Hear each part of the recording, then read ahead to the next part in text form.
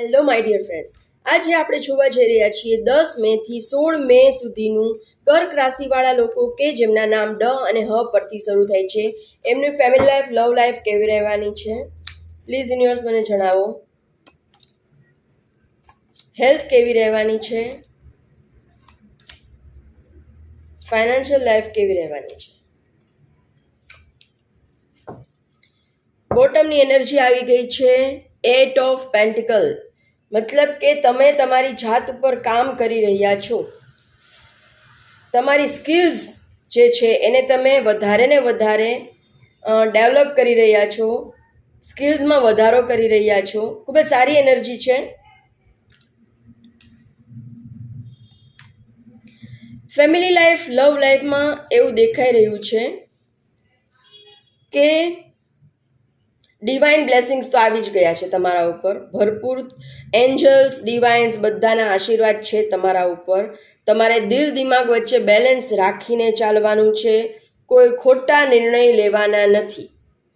Weight and watch કરજો તો કાંઈ પ્રોબ્લેમ નથી, પણ સાચા નિર્ણય લો તો બરાબર છે. ખોટા નિર્ણય લેતા નહીં કોઈ જ. નેક્સ્ટ વીકમાં તમને એવું લાગે કે મારે આ નિર્ણય લેવો જોઈએ કે ના લેવો જોઈએ, તમે એવા ગળમથલમાં હો તો વેઇટ એન્ડ વોચ કરવાનું તમને ડિવાઇન કહી રહ્યા છે કે એક વીક જવા દેજો. કોઈ મેજર નિર્ણય લેતા નહીં. ફેમિલી લાઈફને રિલેટેડ કોઈ મેજર નિર્ણય લેવાના નથી તમારે. અને મને એવું દેખાઈ રહ્યું છે કે તમારા ઉપર કોકની ખરાબ નજર છે. કોઈ એક વ્યક્તિ એવી છે કે જે તમને ખુશ જોઈ શકતી નથી. તમે ખુશ હો, તમે લાઈફને એન્જોય કરતા હો તો એ વ્યક્તિથી સહન થતું નથી. એને નથી ગમતું તમે તમારી લાઈફને ખુશીમાં જીવો, તમે સુખી હો એવું એ વ્યક્તિ જોઈ શકતી નથી.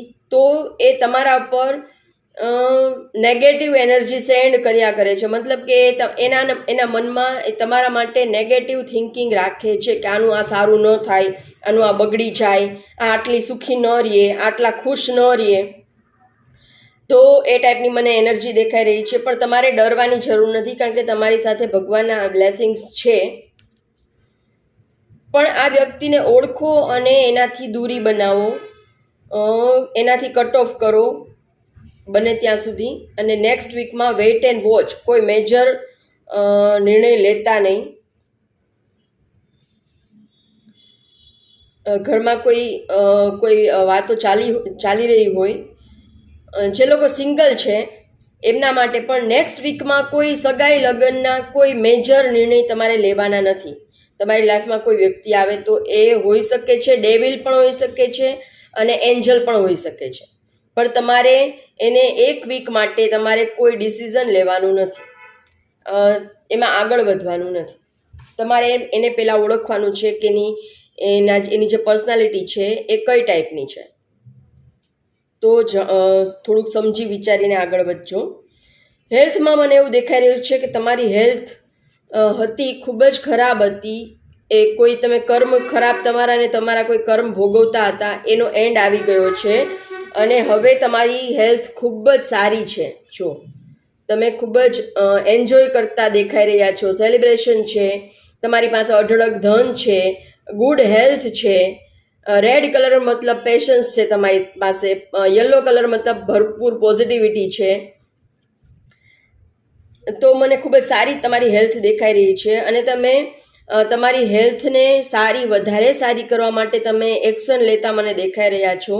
હવે તમે નેગેટિવ, તમારું જે ખાવા પીવાની પેટર્ન હતી નેગેટિવ, એમાંથી તમે બહાર નીકળતા મને દેખાઈ રહ્યા છો. હવે તમે થોડાક સ્ટ્રિક્ટ થઈ ગયા છો કે આ મારે ખાવું છે, આ મારે નથી ખાવું, મારી હેલ્થ માટે આ સારું છે, આ નથી સારું. ખૂબ જ પર્ટિક્યુલર થતા મને દેખાઈ રહ્યા છો અને સ્ટ્રિક્ટ થતા દેખાઈ રહ્યા છો કે આ વસ્તુ તો હવે હું નહીં જ લઉં, નહીં જ ખાઉં, આ વસ્તુ હું નહીં જ પીવું, મારી હેલ્થની પેટર્ન હું ખૂબ જ સારી રાખીશ, પૌષ્ટિક ફૂડ જ હું લઈશ, એવી મને એનર્જી દેખાઈ રહી છે.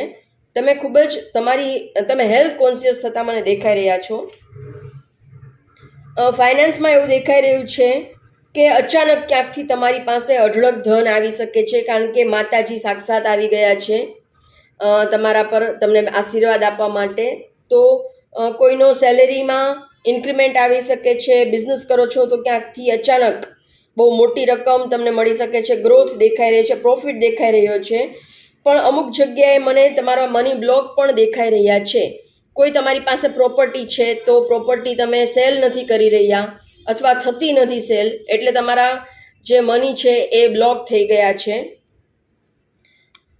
તમારી પાસે એવું હોઈ શકે ઘણું બધું ગોલ્ડ છે, પણ તમારે અત્યારે જરૂરિયાત છે પૈસાની, તો તમે એ ગોલ્ડ વેચતા તમારો જીવ નથી ચાલતો, અથવા તો પ્રોપર્ટી સેલ થતી નથી, અથવા તો કરતા તમને જીવ નથી ચાલતો. ટૂંકમાં છે ઘણું બધું તમારી પાસે. ક્વીન ઓફ પેન્ટિકલ છો તમે, પણ એ બધું બ્લોકેજ મને દેખાઈ રહ્યું છે. કેશ નથી તમારી પાસે, હાથમાં કેશ દેખાઈ રહ્યો નથી. પણ ચિંતા નહીં કરતા, તમારા પર ભગવાનના આશીર્વાદ છે, ડિવાઇનના બ્લેસિંગ્સના 2 કાર્ડ આવ્યા છે, એટલે તમારે બિલકુલ જ ચિંતા કરવાની જરૂર નથી.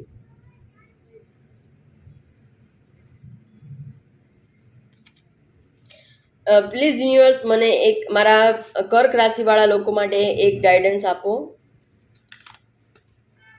Movement to movement, the creator. તમે તમારી લાઈફના પોતે જ ક્રિએટર છો. તમે તમારી લાઈફને બેસ્ટ પોસિબલ ક્રિએટ કરી શકો છો. લાઈફનું રિમોટ પોતાના હાથમાં લ્યો. કોઈને તમે રિમોટ નહીં આપો, કોઈ ચલાવે એમ નથી ચાલવાનું, અને બધા જ કદમ ફૂંકીને ચાલો. હવામાં ચાલવાનું નથી. મતલબ કે જે કંઈ પણ નિર્ણય લ્યો લાઈફમાં એ કદમ ફૂંકીને ચાલજો. સારું શું છે, ખરાબ શું છે, અત્યાર સુધી જે ભૂલ કરી એ કરી.